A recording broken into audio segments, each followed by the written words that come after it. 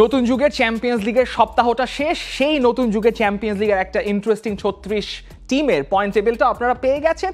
Champions league নিয়ে আমার কথাবার্তা বলার আজকে কথা না। চ্যাম্পিয়ন্স লিগ নিয়ে কথাবার্তা শুনতে চাইলে রিফাত মাসুদের একটা স্পেশাল 5.5 মিশালি আছে, সেটা আপনাদের কার্ডে এবং ডেসক্রিপশনে দেওয়া থাকবে ভিডিও শেষে, সেটা আপনারা দেখে নিতে পারবেন। বাট চ্যাম্পিয়ন্স লিগের সপ্তাহ শেষ মানে বেসিক্যালি নতুন সপ্তাহের সূচনা। প্রিমিয়ার লিগ, লা লিগা, বুন্দেসলিগা, সেরিয়া এবং লিগ আতে নতুন সপ্তাহ আপনার জন্য অপেক্ষা করছে একটা রমরমা রবিবার। সেখানে ম্যানচেস্টার সিটি আর্সেনালের ম্যাচ আছে, সেখানে আছে দার্বি দেলা মাদোনিনা। সব কিছু নিয়েই কথা বলবো কিক অফের আগে। এবং যেহেতু সিরিয়ালে এবং ফুটবলের সব কিছু পাওয়ার হায়ারার্কি এবং কোচ প্লেয়ার সব কিছু মিলে যেহেতু প্রিমিয়ার লিগটা এগিয়েই থাকে, তাই প্রিমিয়ার লিগটা নিয়েই আসলে শুরু করতে হয়। সবচেয়ে ব্লকবাস্টার ম্যাচ প্রিমিয়ার লিগের ম্যানচেস্টার সিটি ভার্সেস আর্সেনাল। দুই টিমের জন্য একটা হতাশার ব্যাপার। আপনি এভাবে চিন্তা করতে পারেন যে তারা চ্যাম্পিয়ন্স লিগের যেই দুটো ম্যাচ খেললো, ম্যানচেস্টার সিটি ম্যাচ খেললো ইন্টারের সঙ্গে আর আর্সেনাল ম্যাচ খেললো আতালান্তার সঙ্গে, সেরিয়ার দুটো টিমের সঙ্গে দুটো দলই গোল শূন্য ড্র করেছে। এখন এখানে একটা ব্যাপার আপনি বলতে পারেন যে আপনারা ভাবছেন সেরিয়া থেকে 5টা দল চ্যাম্পিয়ন্স লিগে খেলছে। 250-টিরও বেশি ডিজাইন অপশন নিয়ে ওয়ালটন স্মার্ট ফ্রিজ, বোঝে আপনার প্রয়োজন। কেন সেরিয়া থেকে আসলে 5টা দল চ্যাম্পিয়ন্স লিগে খেলতে পারে, যদিও তাদের কোএফিশিয়েন্ট ভালো, এই কারণেই আসলে সেরিয়া থেকে 5টা দল চ্যাম্পিয়ন্স লিগে খেলছে। কারণ তাদের যেভাবে মনে করা হতো তাদের ওই সলিডিটিটা সেরিয়ার দলগুলোর এখনো বেশ ভালো। সেজন্যই যখন ম্যানচেস্টার সিটি ইন্টার মিলানকে ফেস করতে যান, তখন হাল্যান্ডের গোল না করতে পারাকে তিনি বলেন যে আসলে যখন বাস্তনি ডিফেন্ড করছেন কিংবা আচেরবি ডিফেন্ড করছেন, পেপ গুয়ার্দিওলা সেখানে 6 জন প্লেয়ার দেখতে পেয়েছেন, উইচ ইজ ইনফ্যাক্ট ট্রু। আবার আর্সেনালের ক্ষেত্রে শেষ পর্যন্ত আতালান্তাকে ওই পেনাল্টি ঠেকানোর পরপরই আতালান্তাকে আটকে দেওয়া যায়। শুধুমাত্র ওই পেনাল্টিতে নেওয়া শটটাই কিন্তু ছিল আতালান্তার নেওয়া একমাত্র শট, কিন্তু আর্সেনালও আসলে সেভাবে চান্স ক্রিয়েট করতে পারেনি। আতালান্তার man to man defending, man to man marking এর কারণে ওই জায়গায় যাচ্ছি না, থাকছি সিটি এবং আর্সেনালে। সিটি এবং আর্সেনাল একদম শুরুতেই প্রিমিয়ার লিগের একদম শুরুর দিকেই ফিক্সচার পড়ে গেছে। এখন হয়তো এখানে কথা উঠতে পারে যে প্রিমিয়ার লিগের যে বর্তমান অবস্থা, মাত্র সিজন শুরু হলো, সেই সঙ্গে এরকম সিটি এবং আর্সেনালের ম্যাচ পড়ে গেল, সেটা কি অতটা উত্তাপ ছড়াবে কিনা। যখন আপনি এই পেপ গুয়ার্দিওলা এবং মিকেল আর্তেতার কথা বলতে চান, তখন আপনাদেরকে এই দুই গুরু শিষ্যের ডায়নামিক নিয়ে বারবার কথা বলতেই হবে। এই মিকেল আর্তেতা বারবার চেষ্টা করে গেছেন তার গুরুকে যতভাবে সম্ভব সারপাস করে যাওয়ার জন্য। তিনি বারবার চেষ্টা করেছেন, কখনো 5 গোলে হেরেছেন, কখনো 3 গোলে হেরেছেন, কিন্তু শেষ পর্যন্ত গত সিজনে যখন এমিরেটসে খেলাটা হলো, তখনই কিন্তু শেষ পর্যন্ত প্রিমিয়ার লিগে এই ম্যানচেস্টার সিটি অর্থাৎ গুরু পেপ গুয়ার্দিওলাকে আর্তেতা হারাতে পেরেছেন। এখন এই সিজনের ব্যাপারে চলে আসি, কারণ হচ্ছে গত 2 সিজনেই আর্তেতার আর্সেনাল প্রিমিয়ার লিগে ম্যানচেস্টার সিটিকে ওই কম্পিটিশনটা দিয়েছে একদম শেষ মোমেন্ট পর্যন্ত, কিন্তু শেষ পর্যন্ত আসলে পেপ গুয়ার্দিওলা একটা আনপ্রেসিডেন্টেড টানা 4বার প্রিমিয়ার লিগ জিতে নিয়েছেন। এই আর্সেনাল অর্থাৎ আর্তেতাই কিন্তু ছিল তার প্রাইম কন্টেন্ডার। এই গুরু শিষ্য লড়াই আরেকবার। সিটি একটা পারফেক্ট স্টার্ট পেয়েছে 4 ম্যাচে 12 পয়েন্ট, অন্যদিকে আর্সেনাল 2টা ম্যাচে কিছুটা ধাক্কা খেয়েছে ব্রাইটনের সঙ্গে ম্যাচটাতে ওই রেড কার্ডের কারণে ডেকলান রাইসের। সেটা না হলে হয়তো ম্যাচটা অন্যরকম হতে পারতো, কিন্তু আর্সেনালের জন্য সবচেয়ে বড় ব্যাপার হচ্ছে তাদের ওই সলিড ডিফেন্সিভ ইউনিটটা, মাত্র একটা গোল তারা কনসিড করেছে। এখন তাদের হেড টু হেড রেকর্ডটাও একটু দেখে নেওয়া দরকার। সেটা হচ্ছে লাস্ট 5টা ম্যাচে যখন কথা হচ্ছে, তখন ম্যানচেস্টার সিটি লাস্ট যখন এতিহাদে খেলতে নেমেছিল এই বছরের এপ্রিল মাসে, তখন একটা গোল শূন্য ড্র হয়েছে। এবং এই ম্যাচে আর্সেনালের সঙ্গে যখন ম্যানচেস্টার সিটি খেলতে নেমেছিল, তখন আর্সেনাল সিটিকে মাত্র 6টা শট নিতে দিয়েছে, যার এক্সজির পরিমাণ ছিল মাত্র 0.66, যেটা আসলে প্রমাণ করে আর্সেনাল তার ডিফেন্সিভ যে ইউনিটিটা সাজাচ্ছেন সেটা কতটা সলিড হয়ে আছে। এর পরবর্তীতে আর্সেনাল সেই ম্যাচটা যেটা জিতে নিয়েছিল ম্যানচেস্টার সিটি, এর আগে আবার গত বছরে অর্থাৎ 2023 সালে ওই এপ্রিল মাসে 4-1 একটা ভিক্টরি দিয়ে কিন্তু টাইটেলটা নিজেদের কাছেই নিয়ে গিয়েছিল। আর আর্সেনাল এর আগে হেরেছিল 1-3 গোলে লাস্ট ম্যাচে। এর একদম সর্বশেষ 5 ম্যাচের মধ্যে আর্সেনাল আরেকটা ম্যাচে হেরেছিল 2-1 গোলে। এখন ম্যানচেস্টার সিটির জন্য তাদের শেষ যে 9টা ম্যাচ হোমে হয়েছে অর্থাৎ এতিহাদে হয়েছে, সেই 9টা ম্যাচের মধ্যে আর্সেনালের বিপক্ষে ম্যানচেস্টার সিটি একটা ম্যাচেও হারেনি, 7টা ম্যাচে জিতেছে, 2টা ম্যাচে তারা ড্র করেছে। কিন্তু আর্সেনালের জন্য আরেকটা ক্যাভিয়াট হচ্ছে, আর্সেনাল লাস্ট যেই 2টা ম্যাচ হয়েছে সেখান থেকে সিটির কাছ থেকে 4টা পয়েন্ট তারা ছিনিয়ে নিয়েছে, ওই আপনার এমিরেটসের 3 পয়েন্ট, আর লাস্ট সিজনের একদম এপ্রিল মাসে এসে ম্যাচটা ড্র করে। অর্থাৎ ম্যানচেস্টার সিটি আর্সেনালের যে উত্তাপটা নিয়ে আপনি একটু সন্দেহ করছেন যে প্রিমিয়ার লিগের শুরুতে সেই উত্তাপটা নাও ছড়াতে পারে, সেটা হয়তো এই পেপ গুয়ার্দিওলা এবং আর্তেতা ভুল প্রমাণ করতে আপনার আপনাকে একদম মুখিয়ে আছেন, কারণ দুটো দলই ড্র করেছে, 3টা পয়েন্ট হয়তো তারা পাননি, একটা করে পয়েন্ট পেয়েছেন। সেই 2টা পয়েন্ট না পাওয়ার আক্ষেপটা একে অপরের দিকে ঝালটা তারা মিটাতেই চাইবেন। সেখানে গুরু শিষ্যের কোনো ওরকম সম্পর্ক হয়তো ওই 90 মিনিটের মধ্যে মানবে না। এর আগে আমরা দেখেছি কেভিন ডি ব্রুইনার সঙ্গে মিকেল আর্তেতার একটা ছোটখাটো সংঘর্ষ লাগতে পারতো, যদিও পরে তারা ঠিক করে নিয়েছিলেন। তবে এই ম্যাচে কেভিন ডি ব্রুইনা হয়তো থাকছেন না, তিনি লাস্ট ম্যাচে সেকেন্ড হাফের আগেই নক পেয়ে উঠে গিয়েছিলেন। এছাড়াও আর্সেনালেও একটা বড় সমস্যা কিন্তু এখনো ওই ইনজুরি সমস্যাগুলো রয়ে গিয়েছে। আর্সেনালের ওই ইনজুরি সমস্যা, ম্যানচেস্টার সিটির ইনজুরি সমস্যা মিলে একটা মোটামুটি ডিপ্লিটেড স্কোয়াড নিয়েই হয়তো দুইটা টিম খেলতে নামবে, কিন্তু ইন্টেন্সিটির জায়গায় কোনো কম্প্রোমাইজ হবে না। Speaking of intensity and other things, আর্সেনালের জন্য আরেকটা বড় ওয়েপেন তাদের সেট পিসেস। আমরা সেই টটেনহামের সঙ্গে নর্থ লন্ডন ডার্বিতে দেখেছি গ্যাব্রিয়েল মাগলাহেস যে হেডটা করেছিলেন সেটা কিন্তু শুধুমাত্র একটা নর্মাল সেট পিস ছিল না। সেই যে আর্সেনালের set piece coach Nicolas Jover, তার সঙ্গেও কিন্তু এই দাভিদ রায়া যখন তিনি একটা দুর্দান্ত পেনাল্টি সেভ করেছিলেন, ওই পেনাল্টি সেভ করার আগেও কিন্তু নিকোলাস হোভারের সঙ্গে যে তিনি কথাবার্তা বলে এসেছিলেন, একটা ইনস্ট্রাকশন নিয়ে এসেছিলেন। এই নিকোলাস হোভারের আন্ডারে মিকেল আর্তেতা এবং নিকোলাস হোভারের আন্ডারে লাস্ট 2 সিজন মিলে কিন্তু আর্সেনাল সেট পিসে সবচেয়ে বেশি গোল কনভার্সন রেটটা তাদেরই সবচেয়ে বেশি, সেটা 20.8। অর্থাৎ নিকোলাস হোভার যেইভাবে তার ট্যাকটিক্যাল সেটআপগুলো করে থাকেন, যখনই একটা সেট পিস আর্সেনাল পেয়ে যায়, যদি তাদের ক্রিয়েটাররা কোনো চান্স ক্রিয়েশন ভালোভাবে নাও করতে পারে, তখন কিন্তু এই আর্সেনাল সেট পিস দিয়ে একটা ম্যাচ তাদের পক্ষে ঘুরিয়ে নিতে পারে। আর্সেনালের অস্ত্র নিয়ে না হয় কথা বলা গেল, ম্যানচেস্টার সিটির জন্য তো কিন্তু একটা বড় অস্ত্র অবশ্যই আছে। সেই অস্ত্রটা তাদের goal machine, the goal scorer Erling ব্রাউট Haaland. এখন হাল্যান্ডকে নিয়ে আবার আপনি এই প্রশ্ন করতে পারেন, হাল্যান্ড তো বিগ ম্যাচে গোল করে না, হাল্যান্ড আর্সেনালের ম্যাচে কি করবে?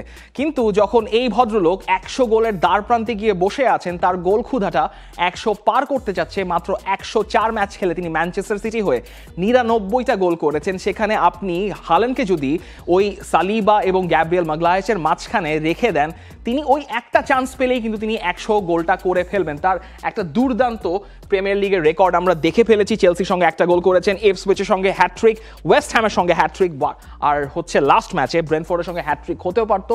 2টো গোল নিয়ে তাকে সন্তুষ্ট থাকতে হয়েছে। 4 ম্যাচে 9 গোল, এটা প্রিমিয়ার লিগের রেকর্ড। ম্যানচেস্টার সিটি এবং আর্সেনালের এই ম্যাচটাই গত 2 সিজন মিলে মোটামুটি প্রিমিয়ার লিগের টাইটেলটা কোন দিকে যাচ্ছে সেটা অনেকটা নির্ভর করেছে এই ম্যাচটা, অর্থাৎ এই ম্যাচ দুটোর উপর। যার প্রথম ম্যাচটা আপনি দেখতে পারবেন রবিবারেই, এটার উপর একটা বড় প্রিমিয়ার লিগের ইকুয়েশন নির্ভর করবে এবং ডেফিনেটলি এই ম্যাচের যে উত্তাপটা আপনি পাবেন সেটা হয়তো আর বাকি প্রিমিয়ার লিগের এই সপ্তাহের ম্যাচ থেকে আপনি অতটা নাও পেতে পারেন। তাই এটাই সম্ভবত এই সপ্তাহের সবচেয়ে বড় প্রিমিয়ার লিগের ম্যাচ। তবে প্রিমিয়ার লিগে আরও বড় বড় ম্যাচ রয়েছে, সেই হিসাবে আপনি বলতে পারেন চেলসির জন্য একটা বড় হিসেব নিকেশ ওয়েস্ট হ্যামের মাঠে যে তাদের খেলতে হবে। অ্যাস্টন ভিলা যারা চ্যাম্পিয়ন্স লিগে একটা দুর্দান্ত শুরু করেছে, তাদের ম্যাচ রয়েছে ওলভসের সঙ্গে। লিভারপুল মিলানে গিয়ে মিলানকে বিধ্বস্ত করে এসছে, সেই লিভারপুল খেলতে নামবে বোর্নমাউথের এগেইনস্টে, যেখানে আলিসন মাঠে নাও নামতে পারেন। তার একটা ইনজুরি ক্রাইসিস বা ইনজুরি সংক্রান্ত একটা সমস্যার কথা শোনা গেছে। ক্রিস্টাল প্যালেসের সঙ্গে ম্যানচেস্টার ইউনাইটেডের ম্যাচ, যেই ম্যানচেস্টার ইউনাইটেড 7-0 গোলে বার্নসলিকে হারিয়েছে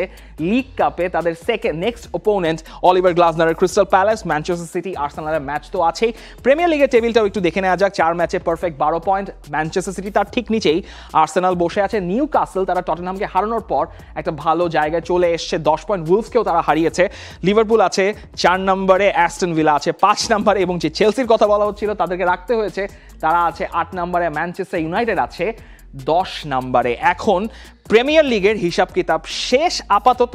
হিসাব কিতাব এখন মিলাতে হবে একটু লা লিগার দিকে। লা লিগার প্রথম হিসাব কিতাব মিলাতে হলে রিয়াল মাদ্রিদকে নিয়ে কথা না বললেই নয়। যদিও রিয়াল মাদ্রিদকে নিয়ে আমরা অনেক বেশি কথা বলেছি, এই ভিডিওতে রিয়াল মাদ্রিদকে নিয়ে অত কথা হবে না, তার কারণ অন্য কারণ। এখন রিয়াল মাদ্রিদের ম্যাচ কাতালুনিয়াতে যাবে, তবে কাতালুনিয়াতে তাদের ম্যাচ বার্সেলোনা কিংবা জিরোনার সঙ্গে নয়, তাদের ম্যাচ এসপানিওলের সঙ্গে। রিয়াল মাদ্রিদের জন্য সবচেয়ে বড় হাফ ছেড়ে বাঁচা মোমেন্ট আসলে স্টুটগার্টের বিপক্ষে 3-1 গোলে যখন তারা সান্তিয়াগো বের্নাবেউতে ম্যাচটা জিতলো রুডিগারের গোলে এবং এনরিকের গোলে, সেটা তাদেরকে একটা হাফ ছেড়ে বাঁচতে দিয়েছে। কিন্তু ওই প্রশ্নটা বারবার কার্লো আনচেলত্তিকে শুনতেই হবে যে এই রিয়াল মাদ্রিদ যখন তাদের পুরোপুরি গোল স্কোরিং অপরচুনিটিগুলো সেকেন্ড হাফে এবং শেষের দিকে আসছে, আপনি বলতেই পারেন যে এই রিয়াল মাদ্রিদ আসলে 80 মিনিটের পরেই খেলে। কিন্তু যখন আপনাকে বাঘে কামড়াবে, যখন আপনি গোল করতে পারবেন না, আপনি কিন্তু লেভারকুজেনকেও দেখেছেন, লেভারকুজেন অনেকবার এই ধরনের সিচুয়েশনে পড়ে লাস্টের দিকে গোল করে ম্যাচ জিতে বের হয়েছে। কিন্তু লাইপজিগের সঙ্গে সেই জিনিসটা তারা তারা করতে পারেনি, আতালান্তার সঙ্গে সেই জিনিসটা তারা করতে পারেনি, এবং রিয়াল মাদ্রিদ যদি এই গ্যারাকলে পড়েও যায় সেখানে কিন্তু সমালোচনাটা আপনাদেরই শুনতে হবে, যেটা লাস্ট সিজনে 2 বার আতলেতিকো মাদ্রিদের সঙ্গে তাদের শুনতে হয়েছিল। তবে আপাতত এসপানিওলের সঙ্গে হয়তো তাদেরকে ওই সম্ভাবনা কিংবা ওই দুশ্চিন্তা করতে হবে না, কারণ এমবাপে গোল পেয়েছেন, এন্ড্রিক গোল পেয়েছেন, ভিনিসিউস গোল পেতে খুব একটা হয়তো তাদেরকে অপেক্ষা করতে হবে না। তাই এসপানিওলের এগেইনস্টে রিয়াল মাদ্রিদকে এগিয়ে না রাখাটা বরং বোকামিই হবে। এখন কার্লো আনচেলত্তির জন্য একটা সুখবর, চুয়ামেনিকে তিনি ফেরত পেয়েছেন, কামাভিঙ্গাও হয়তো ফিরবেন, কিন্তু দানি সেবায়োস তিনি এখনো বাইরে থাকছেন, ব্রাহিম দিয়াজ 2 মাসের জন্য বাইরে থাকছেন, সেই ইনজুরি কনসার্ন রয়েছে, এবং রিয়াল মাদ্রিদ এবং কার্লো আনচেলত্তির জন্য ওই চিন্তাটা থেকেই যাচ্ছে, কারণ তাদের যে ডিফেন্সিভ লাইনটা সেটা এখনো অনেক থিন। মিলিতাও মাত্র ফিটনেসে ফিরেছেন, রুদিগারের সঙ্গে পরে নেমেছেন, ভালেহোকে এখনো ট্রাস্ট করতে পারছেন না, লাগলে চুয়ামেনিকেই তিনি হয়তো সেন্টার ব্যাকে খেলাবেন। ওই যে থিন একটা সেন্টার ব্যাক বা ওই থিন ব্যাক লাইন নিয়ে এই বড় একটা সিজনে কতটুকু সাস্টেইন করা সম্ভব সেটা রিয়াল মাদ্রিদকে সময় বলে দিবে, কিংবা রিয়াল মাদ্রিদ কতটা এই হারমোনি মেনটেন করতে পারে সেটা সময় বলে দিবে। বেলিংহাম ফিরেছেন, সেটাও একটা ভালো ব্যাপার। তাই রিয়াল মাদ্রিদের জন্য এখন সুখবরই সুখবর, সেটা দুঃসংবাদ যেহেতু আসছে না, সো ওইদিকে আর না কথা বলি। তবে একটা ছোট্ট দুঃসংবাদ হয়ে থাকলো বার্সেলোনার জন্য, সেটা এএস মোনাকোর মাঠে তারা 2-1 গোলে ম্যাচটা হেরে গেল। এখন বার্সেলোনার পরবর্তী লা লিগা ওপোনেন্ট ভিয়ারিয়াল, যারা লিগ টেবিলে 5 নম্বরে বসে আছে। একটু মিস করে গেছি রিয়াল মাদ্রিদের ম্যাচটা, আপনারা দেখবেন রবিবার রাত 1টায়। এখন বার্সেলোনা মোনাকোর সিচুয়েশনে ফেরত একটু কথা বলা দরকার। এই লামিন ইয়ামাল, যিনি কিনা 2 ম্যাচে 3 গোল করলেন, মোনাকোর এগেইনস্টে পিছিয়ে যাওয়ার পরও তিনি কিন্তু ইকুয়ালাইজ করে ম্যাচটাতে বার্সেলোনাকে ফিরিয়েছিলেন, কিন্তু আনফর্চুনেটলি মোনাকোতে যেয়ে বার্সেলোনা হেরে বসলো। কিন্তু এটা আপনাকে মাথায় রাখতে হবে যে 10 জনের দল নিয়েও বার্সেলোনা দে ফট ভ্যালিয়েন্টলি, এবং সেটাই কিন্তু আপনার হানসি ফ্লিক ম্যাচের শেষে বলছেন যে আসলে 10 জনের টিমে পরিণত হয়ে যাওয়ার পর আপনাকে অনেকটাই ভাগ্যের উপর নির্ভর করতে হয়, এবং ওই টার স্টেগান এবং এরিক গার্সিয়ার ওই মিসকমিউনিকেশনটাই ম্যাচটার একটা ড্রেডিং পয়েন্ট হয়ে থাকলো বার্সেলোনার জন্য। একটু লা লিগার ফর্মে থাকি, বার্সেলোনা 5 ম্যাচে 17 গোল করেছে লা লিগায়, যেটা সর্বোচ্চ, এবং এই লামিন ইয়ামাল মাত্র 17 বছর বয়সে পা রেখেছেন। তার স্ট্যাটটা শুনে আপনার চোখ কপালে উঠে যাওয়ার কথা। 446 মিনিট খেলেছেন, 7টা গোল আর অ্যাসিস্ট, অর্থাৎ সব মিলে 7 গোল অ্যাসিস্ট, সব মিলে গোল কন্ট্রিবিউশন তার 446 মিনিট খেলে। এখন আবারও এই জায়গায় একটা কথা বলতে হচ্ছে, তার কারণ হচ্ছে লা লিগায় এই বার্সেলোনার যে ইনজুরি ক্রাইসিসটা রয়েছে। এখন লামিন ইয়ামালকে রাখা হয়েছে, লামিন ইয়ামাল ইনজুর্ড নন, কিন্তু লামিন ইয়ামাল ইনজুর্ড হয়ে পড়তে কতদিনই বা লাগবে? সিবিএস থেকে এই হানসি ফ্লিককে প্রশ্ন করা হচ্ছে যে ইয়ামালের উপর তার অতি নির্ভরতা বেশি হয়ে যাচ্ছে কিনা। এখন হানসি ফ্লিক বলছেন যে ইয়ামাল এমন একজন প্লেয়ারে পরিণত হয়েছেন, তার আত্মবিশ্বাসটা এমন একটা জায়গায় তিনি সেখানে আনড্রপেবল। আপনি একবার চিন্তা করে দেখুন, মার্ক কাসাদো যেখান থেকে তাকে বলটা দিলেন সেখান থেকে লামিন ইয়ামাল রিসিভ করলেন, তার একদম পাশেই কিন্তু লেভানডফস্কি একটা ফ্রিতে রান নিচ্ছেন, তার বড় ভাই, তিনি চাইলে বলটা ডিমান্ডই করতে পারেন যে তুমি আমাকে বলটা পাস করে দাও। ইয়ামাল সেখানে কি কাজটা করলেন? সেখানে তিনি বলটা পাস করলেন না, তিনি কাট ইনসাইড করলেন এবং এমন একটা পিন পয়েন্ট শট নিলেন, সেখান থেকে গোল হওয়া ছাড়া আর কোনো অপশনই নেই। এই কাজটা তিনি ওই ফ্রান্সের বিপক্ষে করেছিলেন, এই কাজটা তিনি ইউরোর আন্ডার 17 টিমের হয়েও যিনি একটা দুর্দান্ত আউটসাইড অফ দ্য বক্স গোল করেছিলেন, এই কাজটা তিনি তখনই করেছিলেন। আমরা এন্ড্রিকের ম্যাচুরিটি নিয়ে কথা বলি, আমাদেরকে ইয়ামালের ম্যাচুরিটি নিয়েও কথা বলতে হবে যে তার গেম রিডিং ক্ষমতাটা কত দুর্দান্ত লেভেলে পৌঁছে গেছে, যে তিনি 17 বছর বয়সে গেম ডিসাইডিং কাজগুলো করছেন। কিন্তু এখানেই ক্যাভিয়ারটা যে ইয়ামালের প্রতি আপনি কত নির্ভরশীলতা দেখাবেন। ভদ্রলোকের বয়স, মানে ছেলেটার বয়স তো মাত্র 17 বছর। এখন হানসি ফ্লিক যদি এই অতি নির্ভরতা দেখাতে চান, এর আগেও আমরা আনসু ফাতিকে ইনজুরিতে পড়তে দেখেছি, পেদ্রিকে একটা বড় সময় ইনজুরিতে পড়ে কাটাতে হয়েছে, গাভি এখনো ইনজুরি রয়েছে, এবং বার্সেলোনা যে র্যাভেজিং ইনজুরি ক্রাইসিস, গাভি এখনো ইনজুরিতে পড়ে আছেন। সুখবর, গাভি ট্রেনিং করছেন, অক্টোবর মাসের মধ্যে ফিরতে পারেন। ফ্র্যাঙ্কি ডিয়ং এর ফেরারও টাইমলাইন অক্টোবরের মধ্যে। দানি ওলমোকে 2 মাস দেখা যাবে না। ফেরমিন লোপেজ নতুন ইনজুরিতে পড়েছেন। ক্রিশ্চিয়ানসেন ডিসেম্বরের আগে ফিরবেন না। রোনাল্ড আরাহোর ইনজুরি আছে। মার্ক বের্নালের তো সিজনই শেষ হয়ে গেছে। তাই হানসি ফ্লিক যতই সিজন আগাবে ততই তার এই সিচুয়েশন কিন্তু আরো খারাপ হতে পারে। রিয়াল মাদ্রিদে যেমন ইনজুরি ক্রাইসিস রয়েছে, বার্সেলোনার ইনজুরি ক্রাইসিস কিন্তু মোটেও কম না, বরং ফার্স্ট টিম প্লেয়ার বিচার করলে সেটার সংখ্যা অনেক বেশি। এবং আপনি যখন ভিয়ারিয়ালের সঙ্গে ম্যাচ খেলতে নামবেন, এবং ভিয়ারিয়ালের মাঠে যেখানে মার্সেলিনিওর দল তারা 3rd হাইয়েস্ট গোল স্কোরার এখন লা লিগাতে, এই ম্যাচটা মোটেও বার্সেলোনার জন্য সহজ হবে না।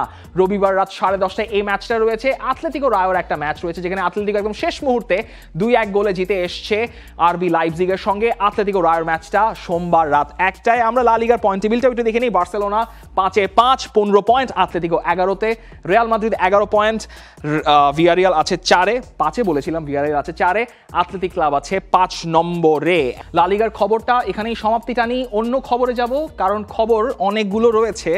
সেরিয়াতে যে পরিমাণ গল্প, যে পরিমাণ খবর এই সপ্তাহে রয়েছে, সেটা নিয়ে চাইলে পুরো সপ্তাহই আলাপ করা যাবে। পুরো সপ্তাহ আমাদের কাছে সময় নেই, আমাদেরও একটা টাইম ফ্রেমের ঝামেলা আছে। সেরিয়াকে যেহেতু আমরা 3 নম্বরে রাখছি, তো একটু হিসাব করে কথা বলতে হবে। তবে সেরিয়া নিয়ে কথা বলতে গেলে ইতালিয়ান পত্রিকাগুলোর আজকে সকালের শিরোনামগুলো নিয়ে একটু কথা বলা যাক। আজকে সকালে বলতে গতকালকে সকালে, যেহেতু ভিডিওটা আপনারা যখন দেখবেন তখন একটা দিন পার হয়ে যাবে আর কি।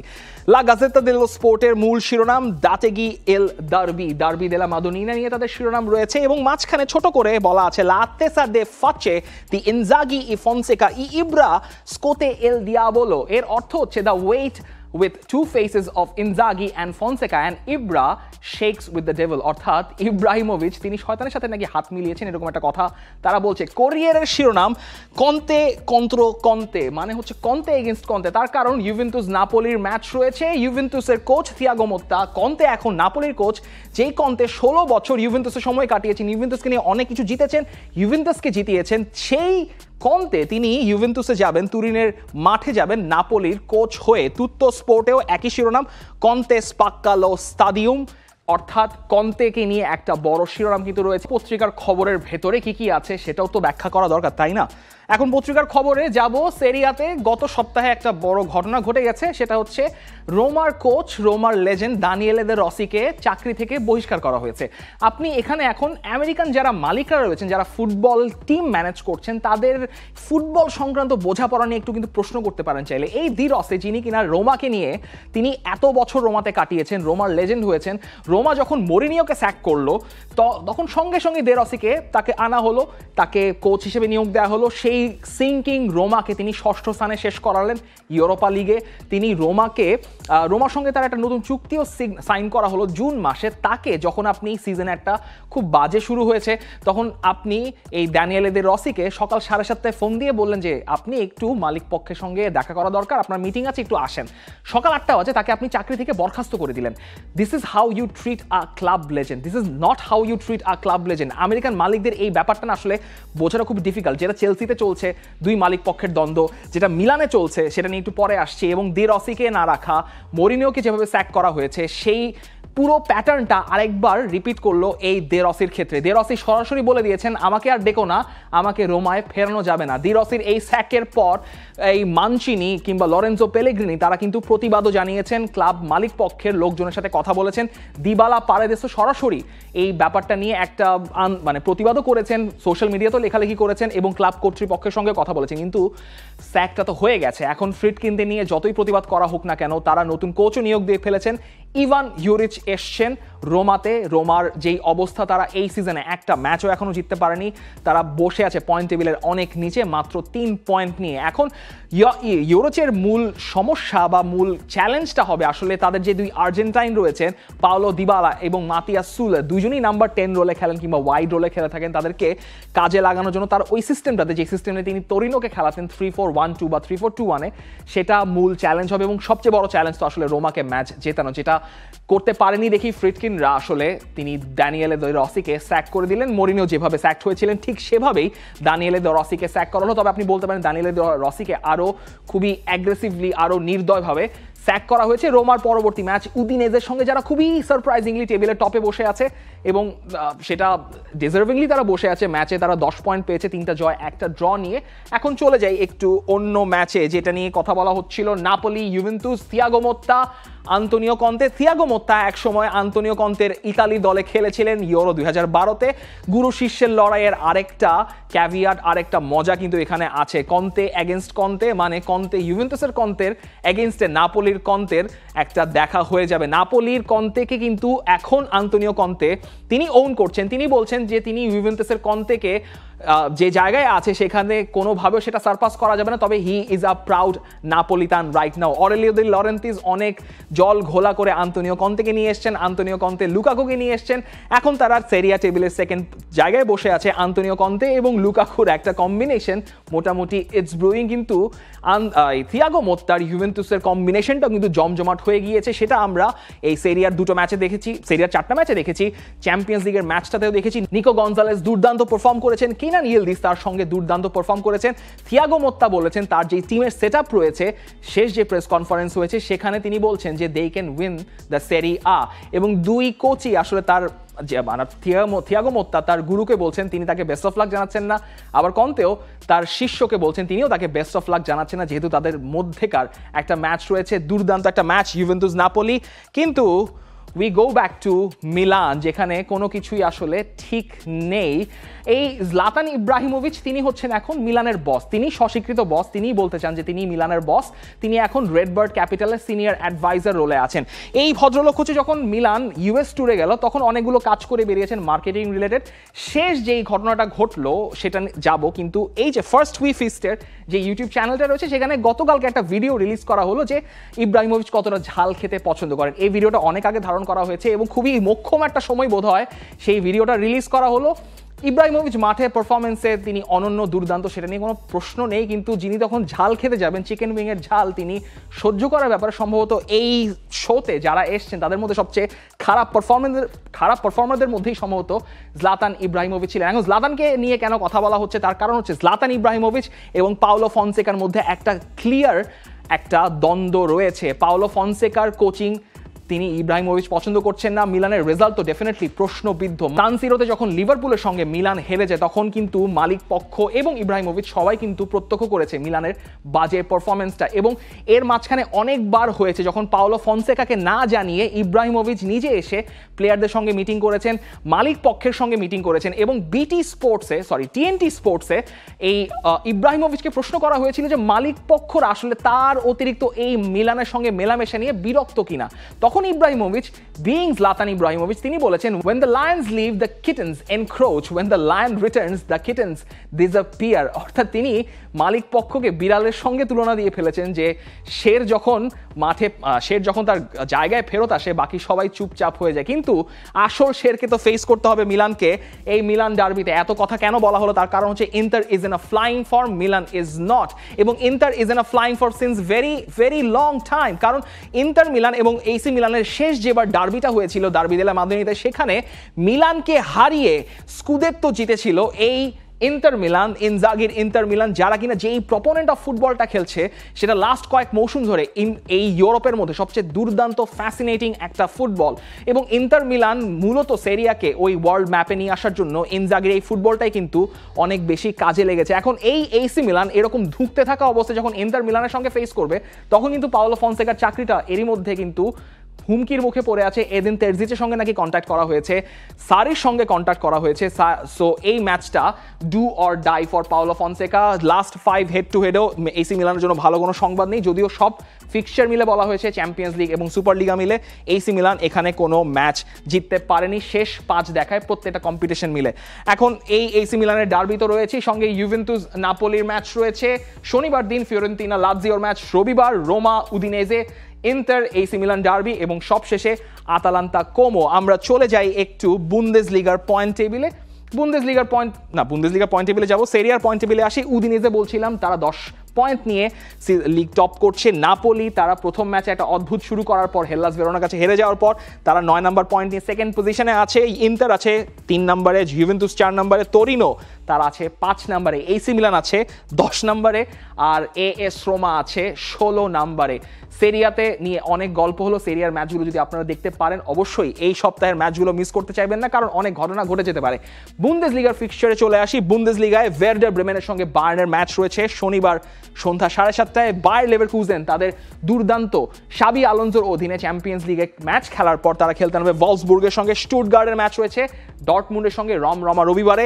সান্ট পাউলির সঙ্গে ম্যাচ আরবি লাইপজিগের। এখন কথা হচ্ছে ওয়ার্ডার ব্রেমেনের সঙ্গে যখন বায়ার্ন মিউনিখ খেলতে নামবে তখন এই ভাসো কোম্পানি কিন্তু তিনি দুর্দান্ত একটা ম্যাচের রেজাল্ট নিয়ে এসছেন দিনামো জাগ্রেবকে 9-2 গোলে হারিয়ে, এবং বেশ খুব আবেগপূর্ণ একটা প্রেস কনফারেন্সে তিনি কথা বলেছেন, সেটা নিয়ে রিফাত মাসুদ কথা বলেছেন, ওইটা ওই রিফাত মাসুদের ভিডিওতে আপনি পাবেন। এখন ওয়ার্ডার ব্রেমেনের সঙ্গে বায়ার্ন মিউনিখ শেষ যেবার ম্যাচ খেলেছিল থমাস তুখেলের অধীনে, সেই ম্যাচে 1-0 গোলে ওয়ার্ডারের মাঠেই তারা হেরে গিয়েছিল। সো এখানে একটা রিভেঞ্জের ব্যাপার রয়েছে, এবং বায়ার্ন মিউনিখ যেই ফ্লাইং ফর্মে রয়েছে, যেভাবে হ্যারি কেইন গোল করে চলেছেন এই ম্যাচে, বায়ার্ন মিউনিখ ক্লিয়ার ফেভারিট। অন্যদিকে লেভারকুজেন তারা আরবি লাইপজিগের সাথে ম্যাচ হেরে মানে তাদের ওই ডমিটেবল যেই রেকর্ডটা ছিল, যে ইনভিনসিবল রেকর্ডটা ছিল, সেটা লিগে তারা খুইয়েছে। কিন্তু লেভারকুজেন তারা বাউন্স ব্যাক করেছে ফায়েনুর্দকে 4-0 গোলে হারিয়ে। লেভারকুজেন মোটামুটি ডমিনেট করার মতোই জায়গার মতো থাকবে। ফ্লোরিয়ান ভির্টজ ইজ আউটস্ট্যান্ডিং, তাই লেভারকুজেনকে নিয়ে হয়তো চিন্তা করতে হবে না। ডর্টমুন্ডের জেইমি গিটেন্স ইংলিশ ফরওয়ার্ড, তিনি কিন্তু মোটামুটি ভালো নাম কামিয়ে নিচ্ছেন নুরি সাহিনের হয়ে। নুরি সাহিনের দলটাকে মনে হচ্ছিল যে শুরুর দিকে একটু নড়বড়ে লাগছে, কিন্তু জেইমি গিটেন্স এবং তাদের যে ফ্রন্ট লাইনের পারফরমেন্স রয়েছে সেখান থেকে ডর্টমুন্ড মোটামুটি বাউন্স ব্যাক করেছে বলা যেতে পারে। বুন্দেসলিগার পয়েন্ট টেবিলে দেখা যাচ্ছে বায়ার্ন মিউনিখ 9 পয়েন্ট নিয়ে আছে শুরুতে, ডর্টমুন্ড সেকেন্ডে, আরবি লাইপজিগ থার্ডে, হাইডেনহাইম তারা আছে ফোর্থ টেবিলে। তারা প্রথম 2টা ম্যাচ জিতেছিল, সেই কারণে আসলে হাইডেনহাইম বেশ চমক দেখিয়ে, গত সিজনেও তারা চমক দেখিয়েছিল, এই সিজনেও বেশ ভালো একটা শুরু করেছিল, যদি লাস্ট ম্যাচে তারা ডর্টমুন্ডের কাছে হেরে গেছে। লেভারকুজেন আছে 5 নম্বর পজিশনে। আরও যদি আপনারা কথা বলতে চান পিএসজি অর্থাৎ লিগ নিয়ে কথা বলা যায়, পিএসজি স্বাভাবিকভাবেই ডমিনেট করছে, যদিও তাদের এমবাপে নেই। একদম লাস্ট মোমেন্টে গাজানিকার একটা ভুলের কারণে তারা চ্যাম্পিয়ন্স লিগে জিরোনাকে হারিয়ে এসছে। পিএসজি রাসের ম্যাচ আছে এই সপ্তাহে। অন্যদিকে সবচেয়ে বড় ম্যাচ লিগ আতে সম্ভবত লিওন আর মার্সেইয়ের ম্যাচ। পিএসজি আছে টপে, মার্সেই সেকেন্ডে আছে। লিগা নিয়ে যদি আপনাদের আপডেট রাখার ইচ্ছা তবে সেই ম্যাচগুলো দেখতে পারেন। অ্যাটলিস্ট লিওন মার্সেইয়ের ম্যাচটা বেশ ভালো হওয়ার কথা। অনেকগুলো ম্যাচ নিয়ে কথা হলো, কোন ম্যাচের প্রেডিকশন কি হতে পারে, রিয়াল মাদ্রিদ বার্সেলোনার ম্যাচের প্রেডিকশন, কিংবা ম্যান সিটি আর্সেনাল, কিংবা ডার্বি দেলা মাদুনিনা অর্থাৎ মিলান ডার্বির প্রেডিকশন আপনারা জানিয়ে দিতে পারেন কমেন্ট সেকশনে। আরও কি কি জিনিসপত্র নিয়ে ভিডিও দেখতে চান বা আপনাদের কি মন্তব্য রয়েছে চ্যাম্পিয়ন্স লিগের এই সপ্তাহ নিয়ে, সেগুলো নিয়ে আপনার মতামত জানাতে পারেন আমাদের কমেন্ট সেকশনে।